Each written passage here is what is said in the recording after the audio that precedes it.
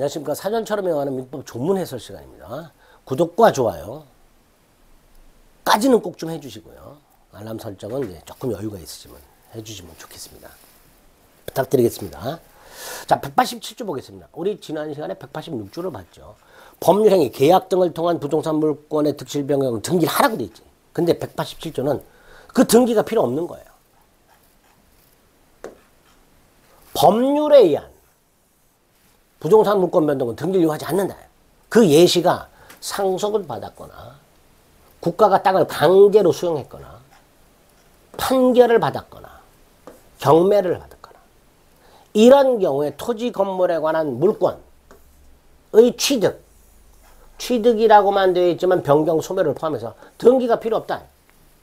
요게 187조 본문 단서. 그러나 등기하지 않으면 처분하지 못한다. 자, 여기서 처분은요, 이전 등기를 생각하시면 돼요. 이 처분은 뭐라고요? 이전 등기. 그래서 먼저 예를 들어 갑에 A 토지가 있다. 갑이 사망을 하고 을이 상속받았다. 그럼 187조 본문에 따라서 을은 등기 없이 소유권을 취득해. 언제? 갑이 사망한 때. 근데 을이 이 땅을 팔아. 자, 매매 계약을 할 때는요, 을의 이름으로 등기 없이 계약을 해도 괜찮아요. 그런데 을이 병한테 등기를 넘겨줘야 되잖아. 이게 처분이야.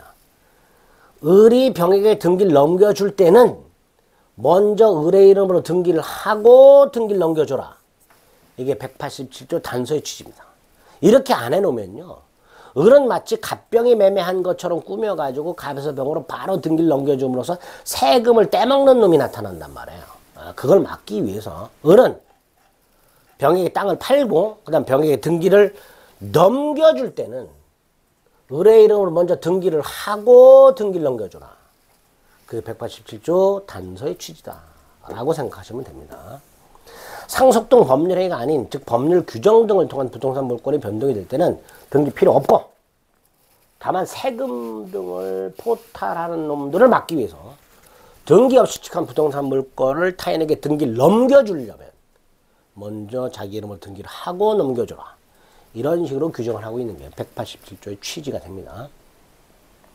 상속 공영지수 판결 경매 기타 법률 규정이라고 되어 있는데 이 앞에 있는 것들은 법률 규정의 예시가 되는 거고요. 기타 법률에는 관습법을 포함하게 되죠.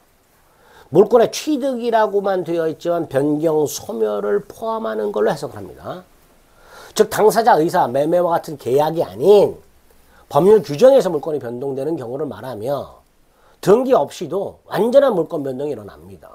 갑이 사망했을 때 그 갑의 부동산은 갑이 사망한 때 상속인에게 등기 없이 소유권이 넘어가게 됩니다. 상속 같은 경우는 피상속인, 돌아가신 분이 사망한 때 소유권이 넘어가고요. 공용징수는 강제 수용을 말하죠. 판례가 하나 있어요. 토지 수용법 등에 따라 토지를 수용하는 경우에 국가 등이 과실 없이 진짜 소유자를 알지 못한 채 등기부상 소유자를 소유자라고 보고 수용 절차를 마쳤다면 그 목적물이 진짜 누구 소유인지를 따질 필요 없이 기존 소유권을 소멸하고 기업자나 국가가 권리를 원시 취득한다. 뭐 없이, 등기 없이 수용 절차를 마치면, 그래서 강제 수용금을 지급 또는 공탁하게 되면 그때 등기 없이 권리를 취득하게 됩니다. 등기 없이 물권을 취득한다. 그러면 이건 지우세요. 수용에 의한 물권 취득은 원시취득이지만 등기는 뭐 이전 등기를 하는데 등기해야 권리를 취득하는 게 아닙니다. 착각하기 쉬운데 등기 없이 취득합니다. 강제 수용은. 그 다음에 이제 판결의 문제인데요. 민사소송상 판결은 세 가지가 있습니다. 이행 판결, 형성 판결, 확인 판결이라고 한 세 가지가 있는데 187조 판결은 요 형성 판결만을 말합니다. 자, 이행 판결은요, 뭐뭐 하라는 판결이에요. 매도인은 매수인에게 등기를 이전하라. 채무자는 채권자에게, 매수인은 매도인에게 대금을 지급하라. 이렇게 뭐뭐 하라. 이 판결이 이행 판결입니다. 반면에 형성 판결은 뭐뭐 한다. 법원이 계약을 취소한다. 공유물은 이렇게 분할한다. 공유물을 팔았고 대금은 이렇게 분배한다. 이렇게 뭐뭐 한다 판결이 형성 판결입니다. 187조 판결은 바로 이 형성 판결만을 말하고요. 예를 하나 기억합니다. 공유물 분할 판결. 확인 판결은요. 권리가 있던 사람을 있다고 확인해 주는 거고요. 없던 사람을 없다고 확인하는 거예요. 따라서 확인 판결에 의해서는 권리가 변동되는 게 아니에요.